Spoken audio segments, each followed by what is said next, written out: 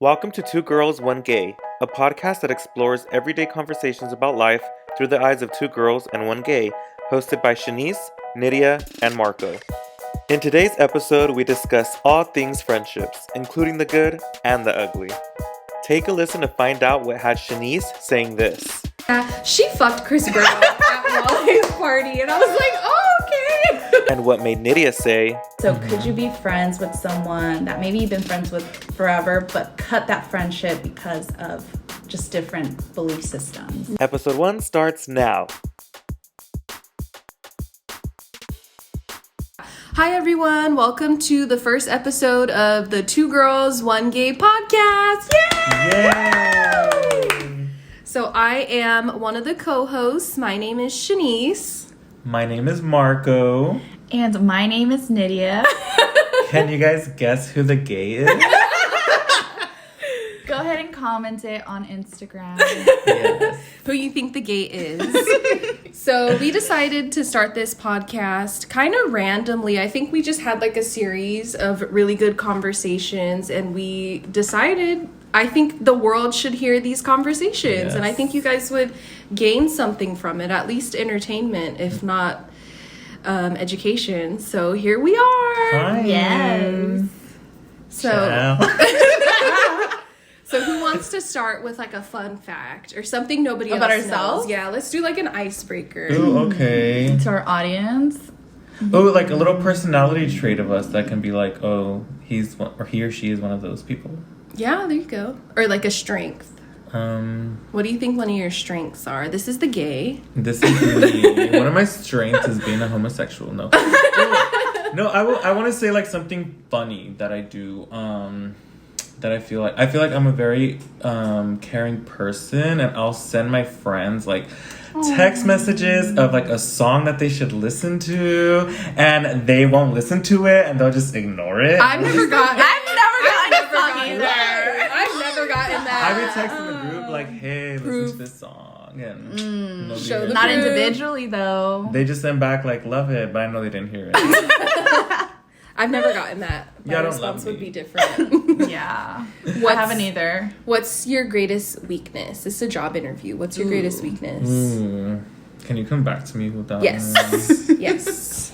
I would say my biggest strength is that, I don't know.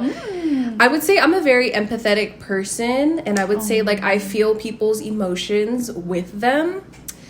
And I would say my biggest weakness is that I can't say no to people, which is, Really? yeah, I would say I have a hard time saying no. You say no to me all the I time. know. She's lying. You say no to us all the time. No, every time you guys want to hang out, I'm always like, what time? No, Let me know. I'll when we pull want to up. order food, you'll be like, no, I don't want that.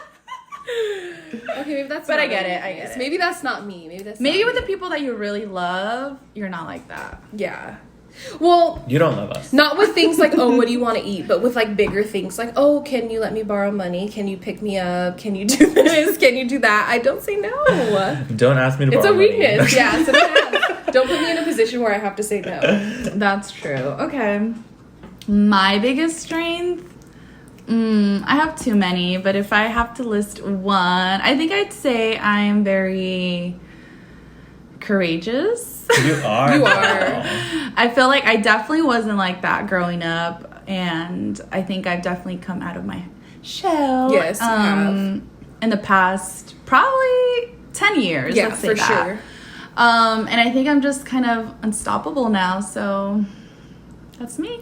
Let's see if we can stop her. I want to stop her. Oh, we should say how we met. So Oh, yeah. Shanice and Nidia have known each other For many longer, years. Many years. 17 years. years. 17 and Yeah. growing. Go ahead Since and fourth tell grade. your story. Yeah. Yeah, so we met in elementary school, and like all great friendships start, we were not friends. It took us like what, maybe a year? Yeah, we didn't Well, like it's each not just other. that we weren't friends, it's that we did not like each other. Yeah, like, literally. we wanted each other dead. Literally the first person I remember hating. was Shanice. I didn't know that. But yeah, I think I've hated people before you, but Oh wait, I lied. I hated Miss Horace. Oh, yeah. who was also a whore. Did you say Miss Flores? Juarez. Oh, I was like, I had a teacher named Miss Flores too, and I hated her. It was probably her cousin. Probably. Her sister. The Not sister. Shout them Tethers. out. Okay. Say their names. Well, fortunately, they're probably passed away. So. Yeah, they've crossed over, but This took a dark turn. but yeah, and then Back on we track. started being friends in, was it 5th grade? Like at the end of 5th grade, and we've been best friends ever since. And then comes me. And then Yes. comes you. How did you and Nidia meet? Actually, I don't even know this story. Yeah, I think we've told you, but we've met. Oh, I remember. We met in college. We took our marketing. At what school? Well, we met at Fresno State University. Yeah, go Bulldogs. Class of 2016. We met. They were both marketing majors, and I joined this club called AMA, American Marketing Association. And then we were taking another marketing class called Marketing. What was it? Oh, Dr. Rice's. Well, Dr. Bell, no? prior to that, we took other marketing classes, but we never talked in those classes. It wasn't until we took Dr. Rice's class was when we started talking, because we sat on the same row in the back. And then we were doing group projects, and around the time Beyonce released her Lemonade album, so we had to do like a project about like a product. So we both did a project together on the album, and from there Which on, we got a B. we should have got an A. Which that was so uncalled for because we did fantastic. Yeah, we did a really good job. And from then on, we just started hanging out more. And then from meeting Nidia came to me meeting Shanice, because they had invited me. Well, I don't even think you guys invited me. I think I just showed up to your guys' like... What? No, You you guys were went to there with other dinner. people. It was at Mad Duck. Yeah. You were there Yeah, it with was like other a group people. thing. Yeah. Yeah, but And then you just sat at the table. And I you feel were like you guys were having dinner together, though. Like, I was there with like a group of friends, and you guys Yeah, were like... we were there together. Yeah. And I was like, I'm just going to go like with you. And you were having dinner like you with guys. Shanice. And then You guys seem more was like, fun. Yeah, and I obviously had seen pictures of you, and I was like, oh, she looks so cool. So I Oh. Can you tell the story of what And he here said we when he are. first met you? Please just hide the name. Not Yes, this was literally, I don't even remember the name, but this is literally the first conversation we had. You were like, oh, I've seen pictures of you on Nidia's Instagram. You remind me so much of my friend Blank. And I was like, oh, okay. And you're like, yeah, she fucked Chris Brown at Wally's party. And I was like, oh, okay. See, I guess that could Good to be know. a strength and a weakness of mine. A strength is that I'm very Honest? and outspoken. You know, don't really We think love too that much about you. what I'm gonna say. But then it could be a weakness because it could come off a little offensive sometimes. You know, but No. They'll never change, all out of no. heart. But it makes you very personable. It's very Yeah. innocent, too. It's not like you have bad intentions. you Yeah, and you wouldn't approach like an older person Yeah. like that, you know? You know Chris Brown. You wouldn't approach like an auntie like that. No, so. never. It's because I knew we were gonna have a good bond. Yeah, So you I knew felt from the comfortable. get-go. Start of something beautiful. Yeah. And look Here at we are. We have our own almost podcast. Oh, 5 years later. Mhm. Yeah. Yeah, 5 years Yeah. And later. they say it takes 7 years for a friendship to be like forever. Forever. Oh, we're Aw, almost are we there. gonna get 2 more there? years. Don't fuck it up. Don't fight. Don't fight, girls. I just realized a common theme in like all our friendships is Beyonce. Oh, yeah. Isn't that Oh, crazy? yeah. Because you guys had like a project. And then we together. went to the concert that summer. Yeah, we went to Beyonce concert. Yeah, the year that Yeah. you graduated, and then at my wedding, my first dance was to Beyonce. You guys were there. Yeah. So thank you, I Beyonce. love that. Strengthening friendships. This podcast Honestly. is sponsored It's by Ivy Park. Our first sponsorship. We wanted to take a quick break to remind you guys to please make sure to follow our Instagram account to stay up to date with all things Two Girls One Gay. That's Instagram.com/Two Girls One Gay Podcast. TWOGIRLSONEGAY podcast. And you'll also be able to find your host's Instagram handles in the bio as well. We hope you're enjoying the episode so far. Now back over to your hosts. So, since you mentioned making it to 7 years, has there ever been any friendships that you thought, oh, I'm gonna make it And then to didn't. infinity with them, and then the friendship just like dies out? Obviously, you don't have to say names, but I'll expose them. Not say their names. Say the name. Say the name. Say my names. I will say not meaningful ones. It was kind of like friendships that could have gone there, but they never got to that point. So I guess no.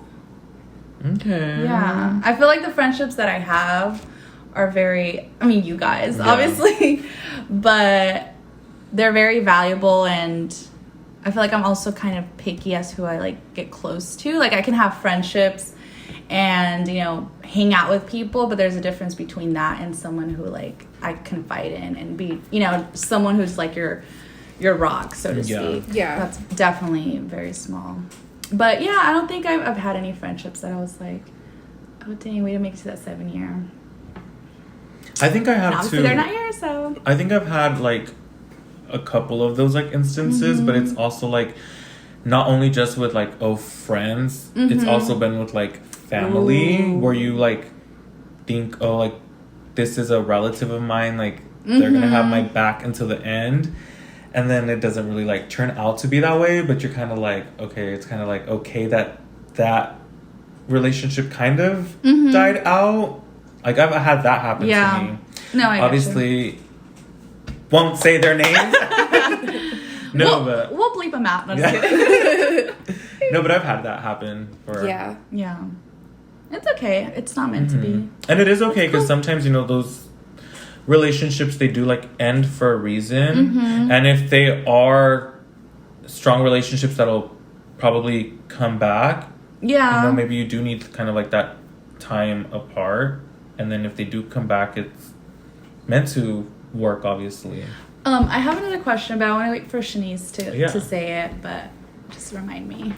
I would say for me, like you said, it wasn't ever like a meaningful friendship. It was always people that I knew were like temporary in my life. Temps. Yeah, pretty much the temp You're on agency contract. friends. Yeah, contract is up, but yeah, I would say no one that has been like a really, really close friend. Like you said, I'm really selective with the people that I choose to be like in my inner circle or people that I choose to be close with. So it's never been anything that was like life shattering. Yeah. I would say the biggest is when we stopped being friends. Wow, tea. The tea, but we're honest. Tell us the tea. What happened? Yeah.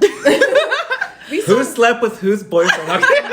Nothing like that. No, we stopped being friends for maybe like a summer. A summer. I remember when it happened too. It was actually pretty dramatic. I think like we both I was like heartbroken. I think we both like She wasn't.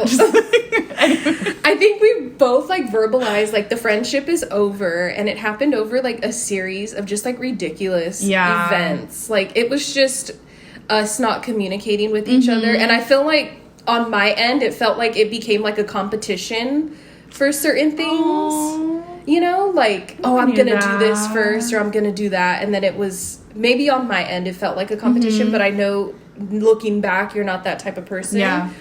But I would say maybe that. But we reconnected a couple months later. I don't even really remember how. Can I say why I think it was? Yeah. Which is funny that you say that, because I didn't even know that. I think for me it was like you had certain friendships and I had certain friendships because we didn't go to the same high school. So the fact that we maintained friends, we didn't even go to middle school together. No. Like literally we only went to school together like 1 year. elementary. Yeah, 1 year technically. And we've always like remained friends since then. And for a lot of people, they wouldn't last being friends that long. So I think the fact that this happened is, I want to say almost like normal, or that it's okay that it happened, because we went through our whole lives always like just being best friends, kind of always just us.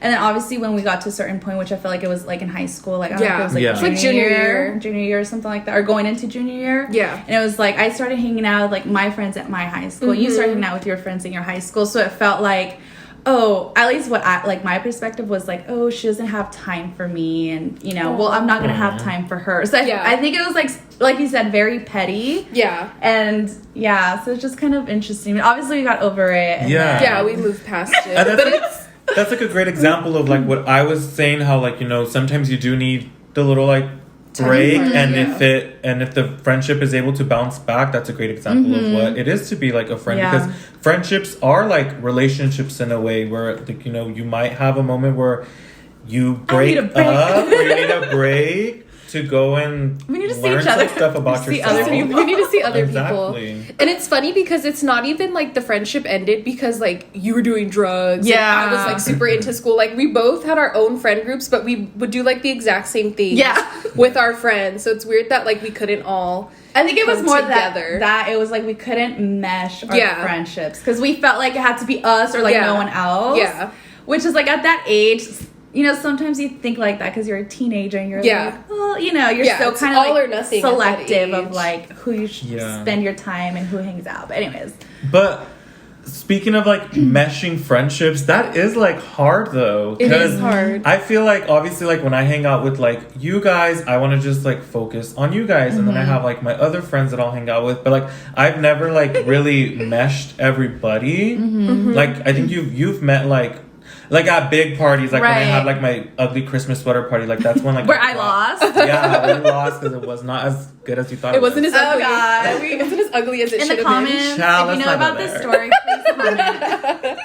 We're about to fight. No, we're about to end our friendship. But yeah, you know, like it's hard bringing like all your friends together because you don't know if they're gonna like get along with each other. And more even times as than adults, the dynamics might be different. more times than not, they don't get along. Yeah. That's so true. And I feel like all the friendships that I've had, it's been like very individualized. Like I'm friends with this person and this person and this person, but we're not all friends together. Like my friend group has never been. That's why honestly, integrated. like I feel very special to have a friendship with you because I know how you are. Like I know that you don't let just anybody come into your life. She's selective. Aww. And yeah, so like, you know, when I get invited to like, obviously I just went to your graduation party, like, you know, and your wedding, like I feel special because all like the big out of all of Nidia's like friends, I'm like the only one that's there. No shade to everyone, but I'm the only one that's like there. So it's like, oh, I do feel like a little special connection. Yeah. Well, kind of going back to that, I feel like I'm the total opposite when it comes to, and I think maybe this is a little bit of my fault too. And I kind of like, now that I think about it, like maybe it is my fault that like I try to mesh like our friendships in high school when they weren't meshable, because I've even tried to do this throughout like my whole life. And you guys know this, like for me, it's always kind of like, you know, let's hang out. Let's make it like you a big include thing. everybody. Yeah, I think that's my biggest thing. Like, I always want to include everyone. I think I've gotten better at this as I've gotten older and knowing, like, okay, first of all, not everyone has to be included. I just feel like I'm the kind of person that's like, you know, I don't want anyone to feel left out. Yeah. I think that's like my biggest thing. And so like I always try to mesh my groups. And I think I've done this more so like, you know, after college, obviously, like, that's how you guys met. Yeah. And then, you know, also other friendships. And you guys always make the joke, like, Mark always makes the joke that always bring the strays. It's a joke. It's a joke. But I do say that. Name the strays. I always tell Nidia, I'm like, because which is totally fine, you know. She likes to invite, like, other friends, and she'll, like, ask us, like, oh, can I bring so-and-so? Yeah, I always ask. Yeah, she always asks. She never does just show up with like a random person, because you know that would be like kind of like, hey girl, and we need to talk. And you know how to read the room too, you know, if it's an appropriate occasion, like obviously for a wedding you wouldn't be like, oh, is it okay if my friend comes? Which you're gonna do that to your wedding, remember? Oh, well, that with Juan. But but that's different though. That's different. He like literally from was traveling. What are you gonna leave him at home? Yeah, you're just gonna leave him at home doing nothing. Your brother. What's your brother? But I guess like kind of going back to that, I feel there's two things to come out of this meshing groups. Like, I feel kind of honored because I feel that a lot of new friendships have formed with me in the middle of it. You're literally the glue that holds our friends together. Because I honestly have said this before, that if it wasn't for like you, just say the name. Our college friends probably would not like hang out, because the only time that we would hang out is when you would come home. So it was like, oh, Nidia's home, like we all have to get together. Yeah. So then, you know, like, even before that, even you and I, because when she's gone, we don't hang out. But we're gonna change that. It's gonna change, because we have to hold the podcast down. I know, right? She's out. But it one honestly, girl, one gay. We're gonna have a special co-host. Any girls out there available to do a podcast to co-host for a couple weeks, let us know. Right? We need a girl. But it works with us three. Like, we're literally like a trio. So it's almost like, you know, like if Nidia's not there, like, I don't know, it's like it's a piece of us is missing. Yeah. Like, I think we'll be fine if it's just like us No, you won't. two. But it's like we want like Nidia there, you know? Yeah. Oh, I get that. I get it. Yeah. And then the last point was just that I feel that I've also learned, like I've gotten the hints when it's like, okay, that's not a measurable group of people. So then it's also like, okay, I'm not going to force it because I never want to do that. So that was just saying, I think as I've gotten older, I've learned like, okay, it's okay to keep separate. Yeah. Like, it's no big deal. Yeah. And whoever gets offended. Who doesn't. Yeah. Like, that's just life. And, you know, like, obviously, like, in today's generation with, like, cell phones and stuff, like, yeah, like, we may not see each other all the time, like, when Nidia's not here, but we still literally, like, text every day. Literally. Sending each other, like, obviously now with TikTok, sending each other, like, TikToks and just, like, stupid shit. Like, messaging. If you guys were to look at our group chat, it's literally, like... Our edited selfies. It's so stupid and it's hilarious. But, like, there's never, like, a day where I don't go without, like, talking to That's you so guys. true. Yeah. Like, literally every day. And if, like, for example, if, like, Nidia doesn't reply, I know it's because, like, oh, she's probably, like, really busy. That's how I know Nidia's busy, is when she's not responding to, like, group messages. For a day. Even with the group message we have with, like, Luca and Fernando, if you're not responding, it's because, like, somebody's busy. Yeah. Yeah.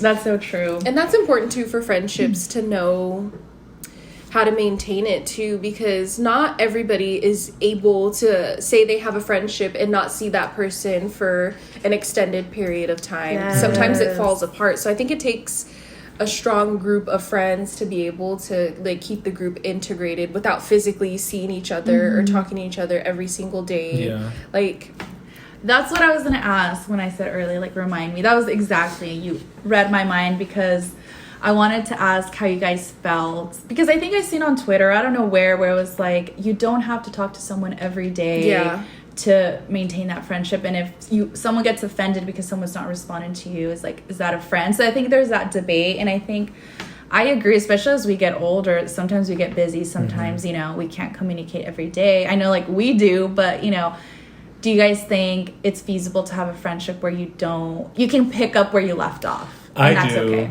I do, because that's exactly how it is with, like, my Fireball friends. For example, like, my friend Amelia, the one that lives in LA, like, I can literally go days without talking to her, and then the moment we, like, see each other, it's, like, nothing changed. And I have another friend too, Stephanie. She's, like, another friend from high school, where I literally went, like, a year without talking to her. And, like, one day when I was visiting back home, I messaged her and I was like, you know, like, I want to see you because I haven't seen you in a long time. Yeah. And we went cruising, because that's what you do in Fireball. You just drive around town listening to music and shit. So we did that, and it was literally like nothing had changed. And I think, to me, like, those are the friendships that you, like, cherish, where you can literally pick up where you left off. That's so true. And I totally beautiful. agree. And I think it takes two mature people, right? Or however many mature people in the group to have that sort of friendship, because it's true, you don't owe someone 100% of their time and devotion, and if you get offended, I think you have some issues you have to deal with. What about, like, do you guys have close friendships with, like, people you went to, like, high school or grew up with? Yeah. Because I do, like, you know, obviously like, you guys have met a couple of them, but like, obviously, like, I'm still really close with Alexandra, with Belinda, with Helen. Like, those are, like, my friends from high school who now, like, live in Fresno also. Yeah. And, you know, if I'm not with you guys, like, I'm with them. And yeah, like, I've been friends with them for, like, years. And those are, like, the people that I'm like, yeah, like, if I ever stopped being friends with them, it'd be, like, weird. Like, there has to be, like, a reason why I'm not, like, somebody has to have done something shady. So, yeah, bitches better not do shit. and if it hasn't happened up until this point, it probably won't. Yeah, so I think you're good. I think those are your friends for life. Plus, you've been friends well over 7 years. Yeah, wow. Yeah, literally. Since we're sealed for life. Yeah, since I was still in the closet, since I was straight. Domestic partnerships. Under California law. I know, you guys are actually legally married. I love that for us. Good for you guys. Congratulations. Let me take them to court. So let's talk about a little bit of, like, the toxic side of friendship. I guess where I'm going with this is, can you be friends with someone who you no longer share the same beliefs? Because, especially like you're saying, someone that you're friends with since high school, there's a lot of growing up that you do, like, as a person individually. And I think more so in the past 3 years, we've seen people's true colors. So could you be friends with someone that maybe you've been friends with forever, but cut that friendship because of just different belief systems? No. I would say no if they're doing it like in a rude and disrespectful way, because you know, everybody can have different beliefs. That's fine. But in my opinion, like, if you're being inconsiderate of like what another community needs because of your beliefs, can be like obviously like racist, homophobic, sexist, like transphobic. If it's anything like that, I mean, I couldn't be friends with somebody like that, you know. And then it makes you question, how are you friends with me if you have beliefs that go against maybe rights or opportunities that I should have? It makes you question, like, then what am I doing here? And I think so also it makes you wonder, like, how long have you thought like this? And felt like this? And why did it take this for it to come out? Like, you obviously felt like it was a safe space for you to come out and say these things. I wonder what the factor, like, so have you been looking at me or my friend or someone around me this way this whole time? It's just very questionable. And we saw that a lot, like, recently with like all like the presidential election and stuff like that, you know, like when Trump was president, you know, people really showed their true colors. Yeah, they did. And I feel like I lost. I had to that's what I wanted to ask too.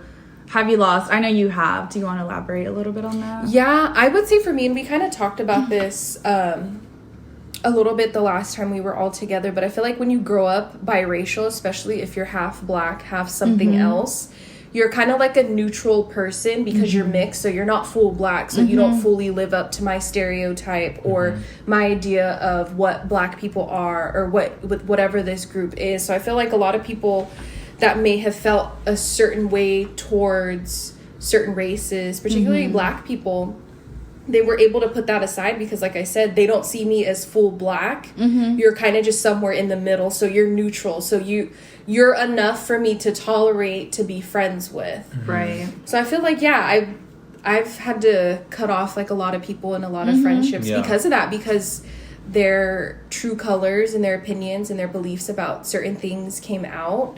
And I think you make such a very valid point. It's like such a different perspective too. And I remember you saying, one, we have a mutual friend. Yeah. You know. Shall we say their name? Shall we expose him? Who will not be named because he will not. He doesn't deserve. Don't give him the clout. He will not get clout off of this mention. He's got a very unique name. He's easily findable. Oh no. Literally. But the other person who happened to be, I don't know, a female, I guess is the way to identify her. I'm not even sure what she is, to be honest. Like, you know, race. She's a human. Like she's a human. But I remember you telling me that she was, you know, posting these things that were so against your beliefs and really human beliefs, and that you, like, you know, blocked her or stopped being friends with her, whatever, like, the action was on social media. And she obviously noticed right away, which makes you wonder, like, has she been stalking you or whatever, like, or she wants you to see what she posts, and that she messaged you right away. And it was just like, she messaged me, like, as soon as I blocked her, and she was like, I'm so sorry, I don't know if something I said offended you. Like, so come on. that just tells me, like, you knew what you were saying was offensive to begin with, but it wasn't. There was nothing inside of you that stopped you from vocalizing that. But at the same time, it's like you almost want people to take that opportunity to show who they really are and what they really think, because otherwise you just surround yourself with people that shouldn't be around you. And you don't always have the opportunity to be like, hey, how do you feel about black people? How do you feel about gays? That's not just a conversation that comes up. And I think maybe over the past year, we've realized maybe we should start having these conversations with people that we let into our inner circles, because you're able to identify who doesn't deserve a seat at the table. Yeah, exactly. And touching upon that, I think that's also like a part of why we wanted to make this podcast, because you do get a perspective of, like, from a single gay man, and then you get a perspective from mixed married woman, and then you get Nidia's perspective of a Latina in a long distance relationship. We'll talk about that, like, obviously in the future. Who has been to 87 countries.